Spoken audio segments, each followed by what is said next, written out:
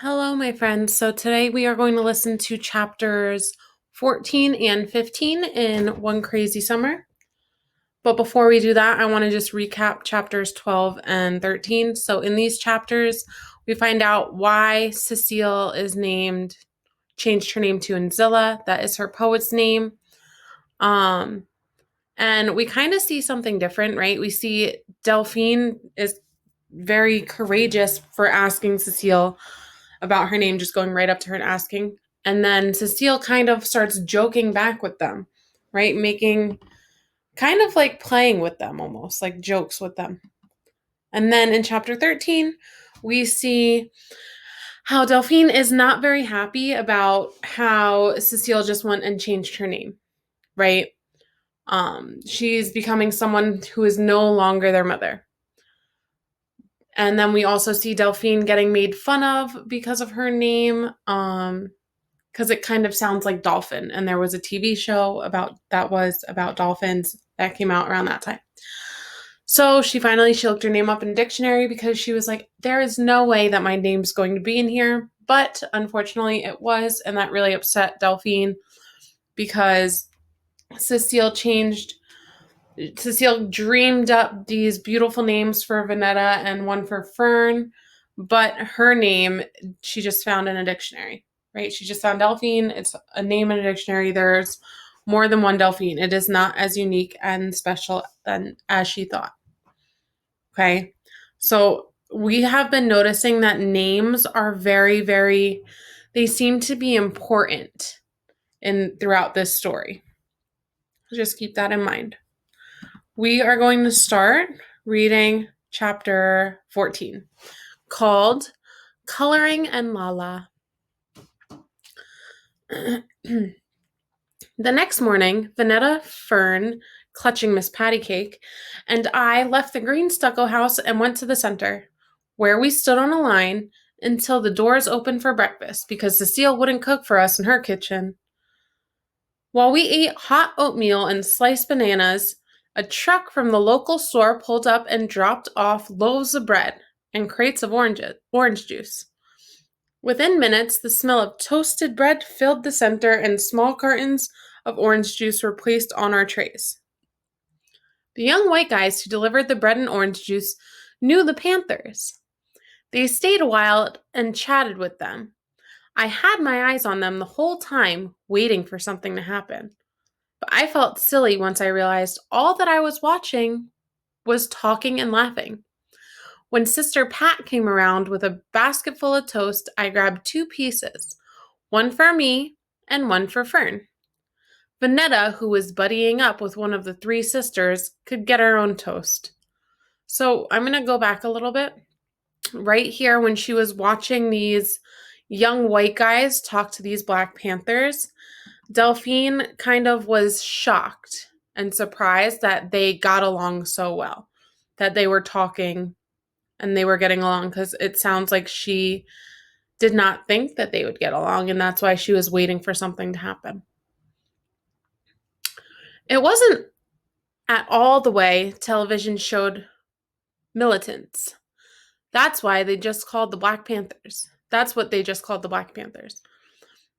Militants, who from the newspapers were angry fist wavers with their mouths wide open and their rifles ready for shooting. So she's just describing how she sees the Black Panthers on the TV. They had never shown anyone like Sister Macumbu or Sister Pat passing out toast and teaching in classrooms. So again, on the news, on the TV, all they're showing about the Black Panthers are the bad stuff, right? Angry people with their guns, their rifles ready for shooting, but they never showed any of the good things like these people passing out breakfast and teaching in the classroom. I started to think that this place was all right. I watched the white guys leave, unharmed, laughing even. I couldn't wait to tell Big Ma all about it. Then I heard Crazy Kelvin say, "That's the least racist dogs can do." And just like that, he spoiled what I thought I knew. When we entered the classroom, we found the chairs and tables had been pushed to one side of the room. In the middle of the floor were white posters covered with outlines of wavy writing. We stood on the edges of the room surrounding the posters, like we were on dry land and the posters were floating out to sea. Sister Makumbu motioned us in. Sisters and brothers, find a poster to color in. You can work alone or you can work with a partner. I looked out to sea. The letters outlined in black markers saying things like justice for all power to all of the people. Remember Lil Bobby, free Huey. I had seen Huey Newton on the evening news wearing his black beret and using his big words. Big Ma called him the main trouble stirrer because he was the leader of the Black Panthers. The only famous Bobby I knew was Bobby Kennedy, even though Bobby Kennedy had been killed. I didn't think the Black Panthers wanted us to remember Bobby Kennedy. They were talking about some other Bobby, a little Bobby, and I wondered if he had been killed like Bobby Kennedy. Why else would they want us to remember him if he were still alive? Sister Makumbu said, yesterday we learned revolution means change, and that we can all be revolutionaries. As she spoke, we stepped carefully between the posters, choosing one and then plopping down next to it. Sister Pat passed around a bucket of magic markers and crayons. So here is this idea about change, right? Sister Makumbu is teaching them that they can all make a change in the world. Remember, yesterday they were learning about revolutionaries, people who do make a change in the world. So she's saying that everybody can all make a change. Part of me felt like repeating Vanetta's words. We didn't come for the revolution, we came for breakfast. But part of me wanted to see what it was all about. That part reached into the bucket for a thick magic marker. Vanetta and Fern each took crayons. Fern took an extra crayon for Miss Pattycake. I decided on the Free Huey poster since I didn't know who Lil Bobby was. Fern and I squatted down by our poster. Next to Fern sat Miss Pattycake, with her arms reaching out. I chose the right poster. Fern colors small and snail-like. There was no need to grab the sign with a lot of letters since it would just be the two of us coloring. Instead of sticking with us, Vanetta ran over to the middle Ancton girl. That was her last name, Ancton. And began coloring with her and her younger sister. I couldn't say I was surprised. Then I heard the middle Ancton girl say, "What's wrong with your little sister?" Vanetta tried to act like she hadn't heard and kept coloring the P in power. Why does she run around with her dolly? Vanetta, who is loud and showy and crowy, had to swallow her words. She likes it, that's all. But Vanetta now sounded low and small, and it served her right. I watched Fern move her crayon in small black circles. I could hear her singing la la la to herself. I recognized the tune. It was the la la la part in a song that used to come on the radio. When Brenda and the Tabulations sang, "Dry Your Eyes," my sisters and I imagined that they sang about a mother who had to leave her children. It was the only real indulgence we allowed ourselves in missing having a mother.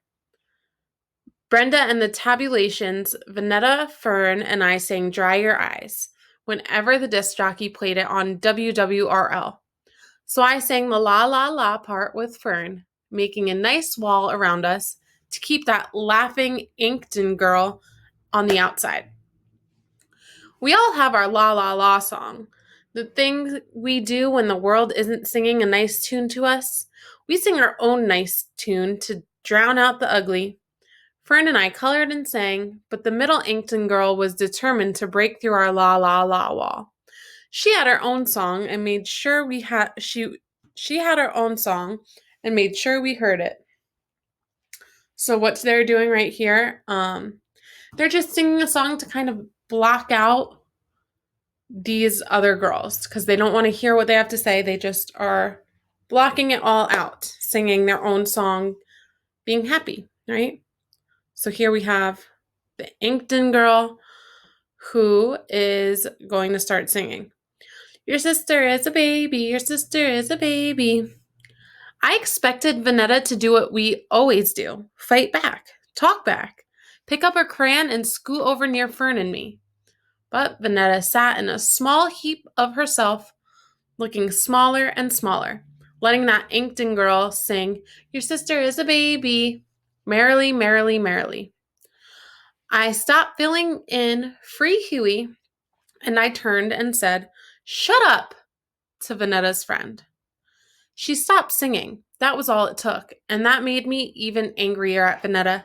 She could have done that much for her own sister. So when this girl was teasing Fern, Vanetta decided to choose her new friends over her sisters, and I think that really hurt Delphine, and that probably also hurt Fern's feelings as well. The oldest Inkton girl rose up from her Justice for All sign. She said to me, You can't tell my sister to shut up. I gave her a full-out neck roll. I just did. It didn't matter that she was almost as tall as I was and could have been a 7th grader. It was too late to take anything back, even if I wanted to.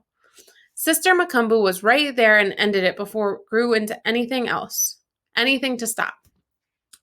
She reminded us we had a greater causes to fight for than to fight with each other. Sister Eunice, Sister Delphine, shake hands. So I'm thinking this Sister Eunice is that Inkton girl, okay? That sister. We begrudgingly shook hands and then returned to our posters. I felt some shame, but I wasn't about to wear it. I was still too mad at Vanetta to be thoroughly ashamed. On the way to Cecile's green stucco house, I said, You're supposed to take up for Fern. Yeah, Vanetta said. I'm not tired of taking up for Fern.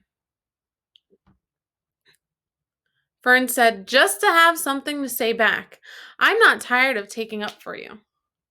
Vanetta said, You don't take up for me. Do too, do not, too, not. I do too. Like when? When you broke the little blue teacup, I could have told. Big deal, Vanetta said. Then she added the Inkton girl's words to let us know who she sided with. Big deal, baby. So here Vanetta is now really hurting Fern's feelings and agreeing with these girls, saying that, oh, you're being a baby. Fern banged her fist at her sides and was set to leap on Vanetta, but I grabbed her in mid-jump. Y'all, just stop it. Fern was near tears mad. I'm gonna tell. Who you gonna tell? Cecile? She don't care about a blue teacup. Big Ma, Papa, they're miles and miles away, and we don't have enough dimes. Who you gonna tell? I said, Shut up, Vanetta. And she shut up. That was all it took. So here we see that Delphine feels like family should always stick up for family, right? They should always stick up for one another.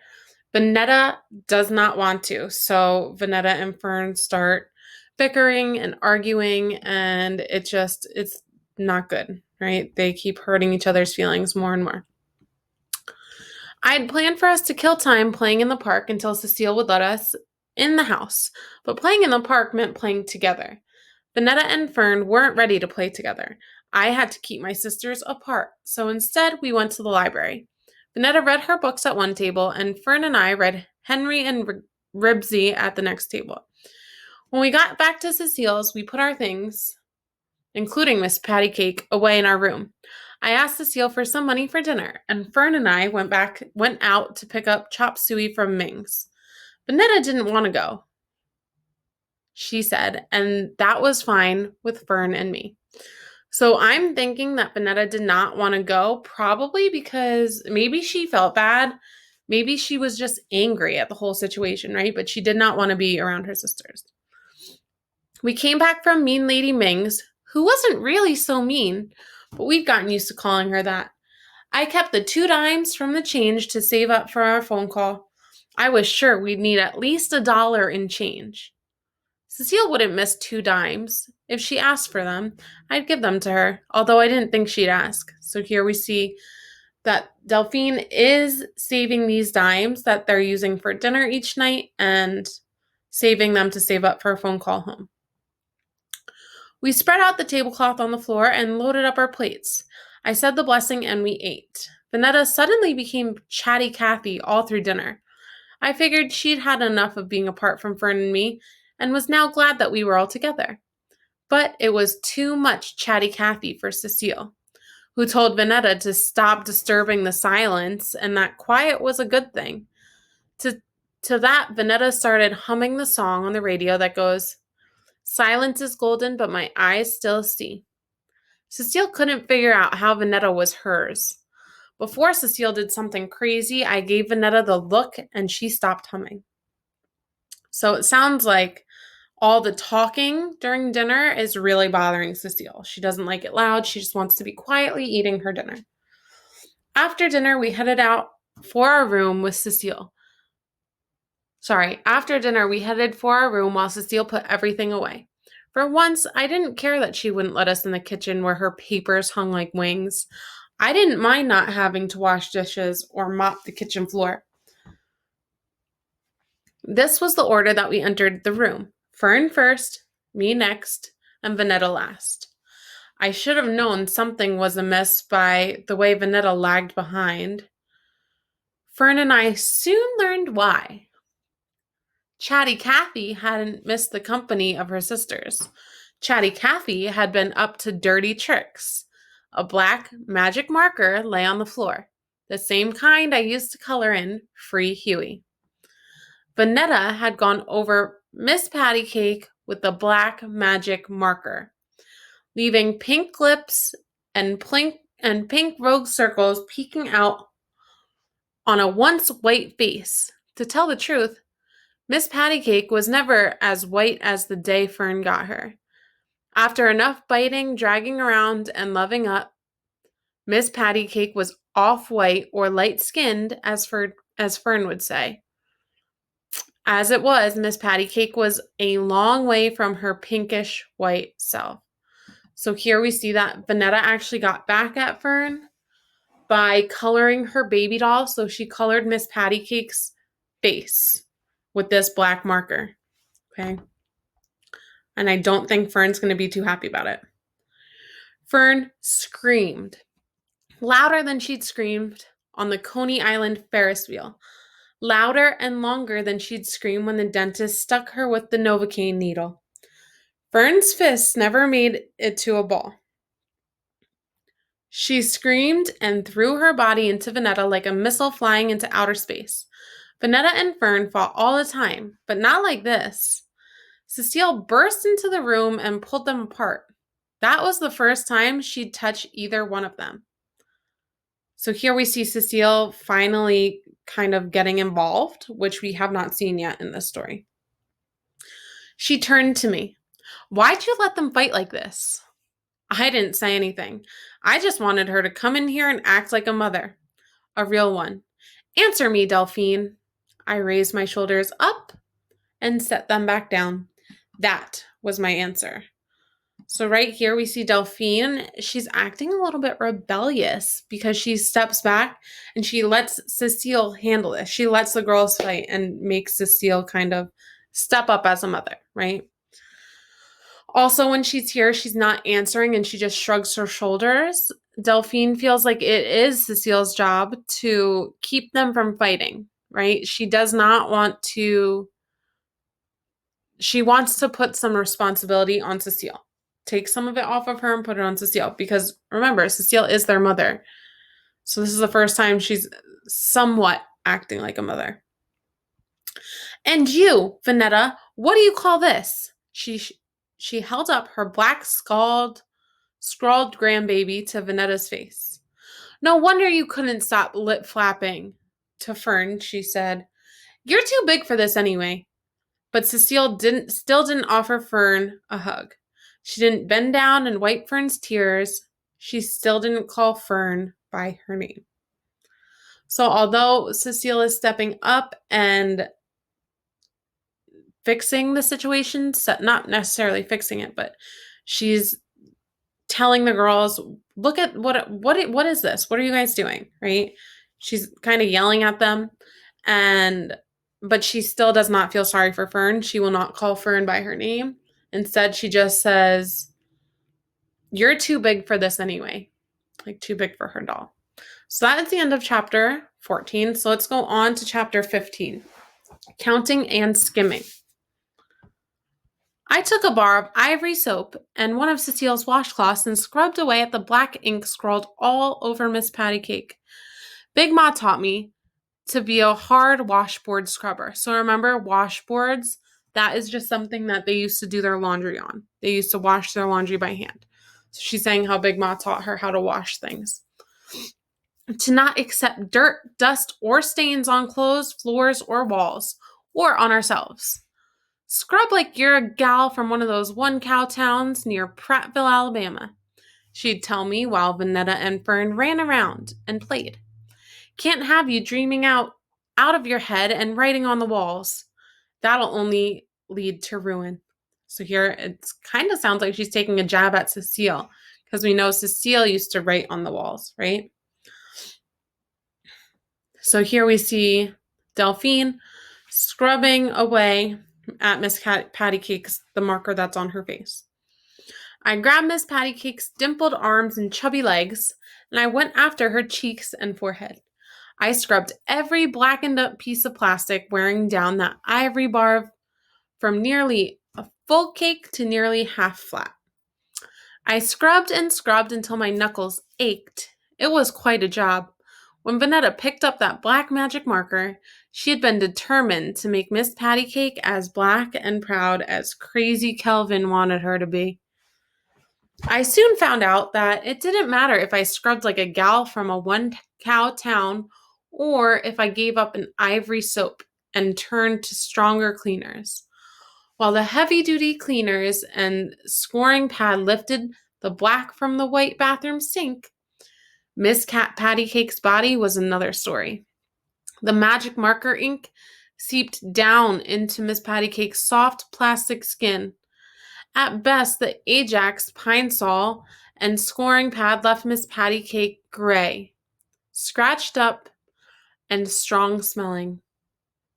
Hard scrubbing or not, there was nothing more I could do.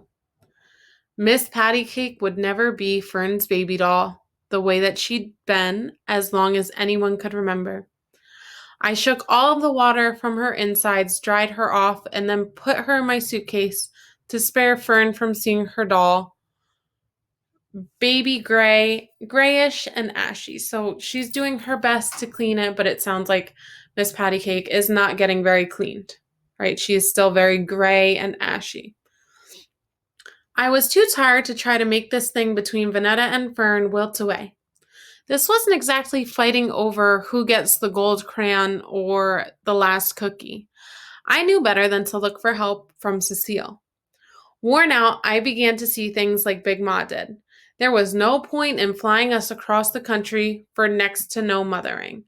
So here we are seeing that Delphine is being responsible, right? She is putting in a lot of effort into fixing this argument between her sisters. She's trying to clean off Miss Patty Cake, but nothing is working.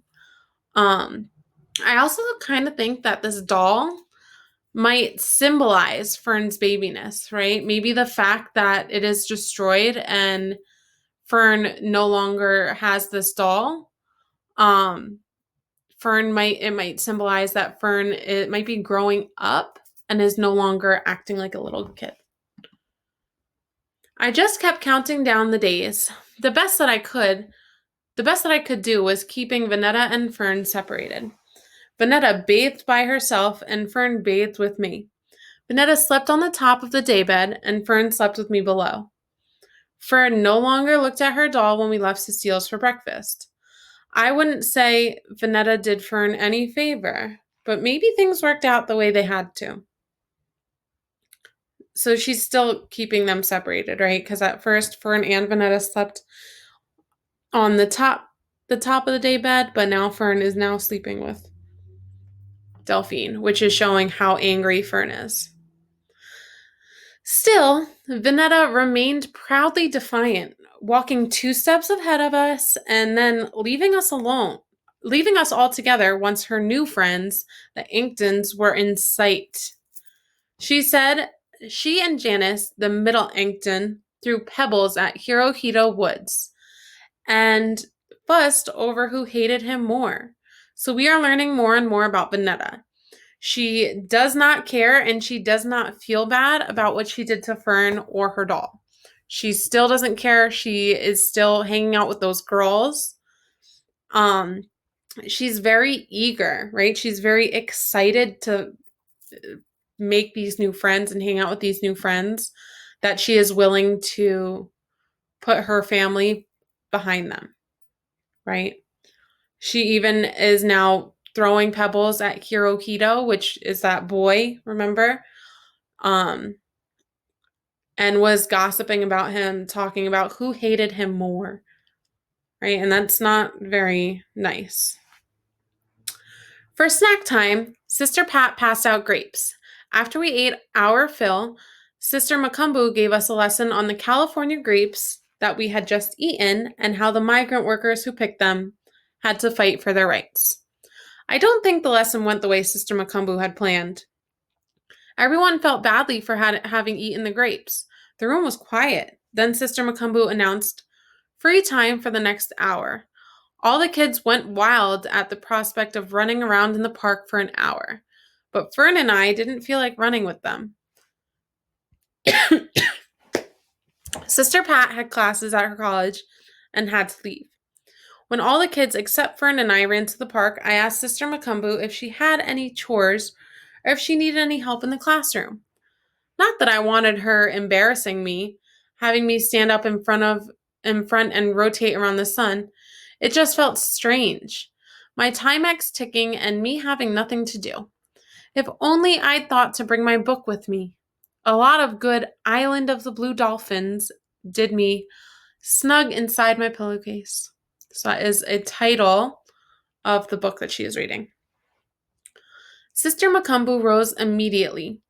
She had just the thing to keep me busy until the class came together for arts and crafts.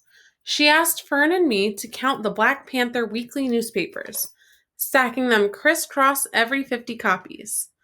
She said the older kids would take them to local stores or sell the papers themselves.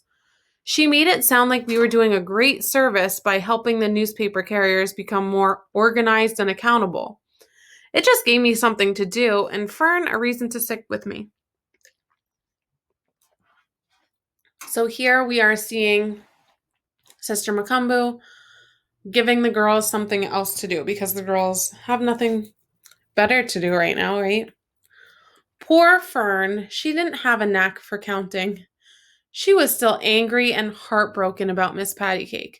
She couldn't get past 20 copies without losing her place and had to start over again and again. Has anybody here ever been counting up a high number and then lose their spot so they had to start all over again? That's what it sounds like is happening here with Fern. My stack of papers grew while she had yet to count out her first 50. "Can't we just go to the park and play?" she asked. I was tempted to let her go, but I said, "Come on, Fern. We have to get this done. All you have to do is count out 10 and lay them this way, then count out another 10 and lay them that way." I felt Sister Makumbu watching as I showed Fern the shortcut. You know, when someone's eyes are on your back, and whether it's in a good way or a bad way.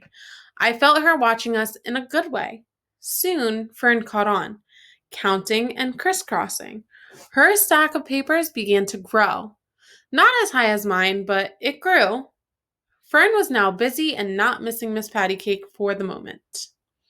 After a short while, I felt Sister Makumbu's eyes leave us. She must have figured we were all right and had continued doing her own work.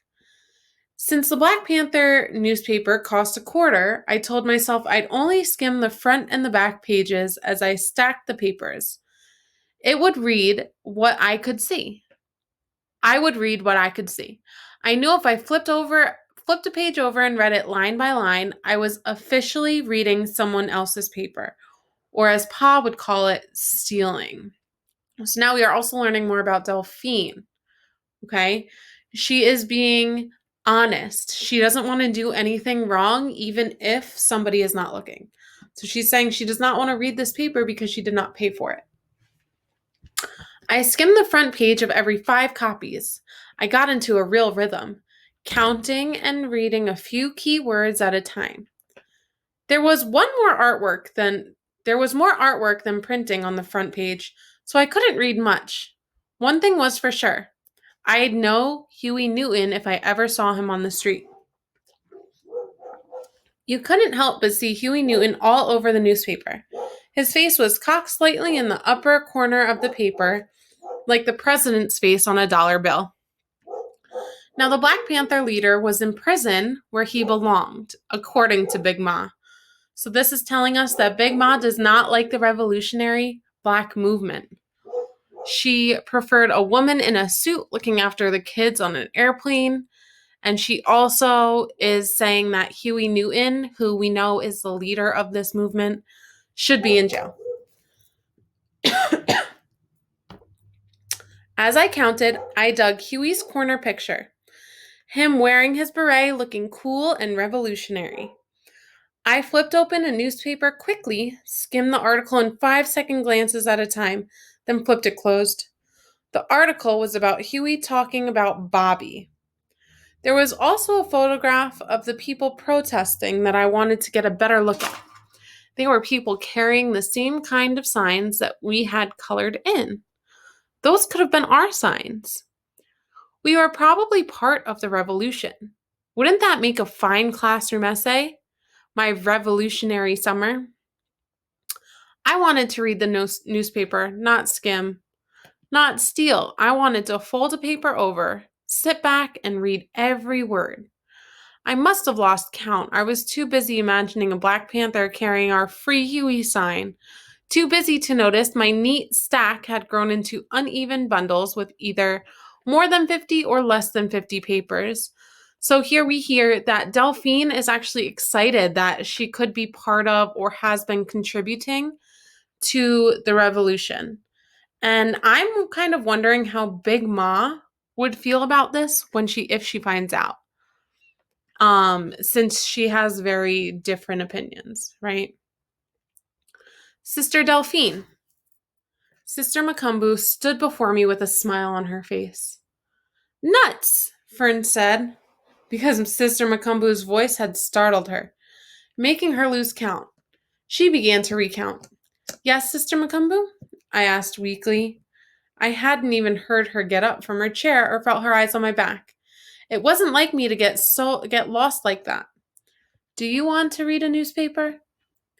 And embarrassed, I'm not the kind to be embarrassed. Thank goodness she was a teacher and not some boy who can read the thoughts spinning in my head. I nodded my yes, which only felt worse since I was not a nodder. I dug out my 2 dimes from last night's change. I'll bring a nickel tomorrow, I said. She smiled and said, 20 cents will be fine, Sister Delphine. You're entitled to the workers' discount. I was too embarrassed to say thank you and gave her another nod. I took my newspaper and folded it twice to read about Huey, Bobby, and the protesters later.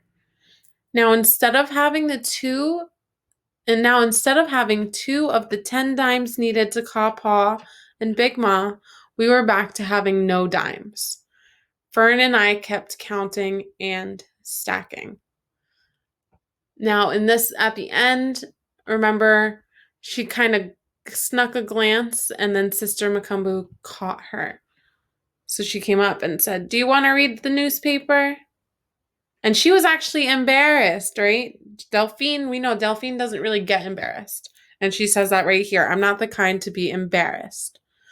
So it did kind of catch her off guard. She was a little bit embarrassed. So she is acting a little bit differently. And she gives her 2 dimes. Now, though, they are stuck with no dimes left. okay? Because she just gave her only 2 dimes that they were saving to call home. She gave her dimes to Sister Makumbu. So that was chapters 14 and 15.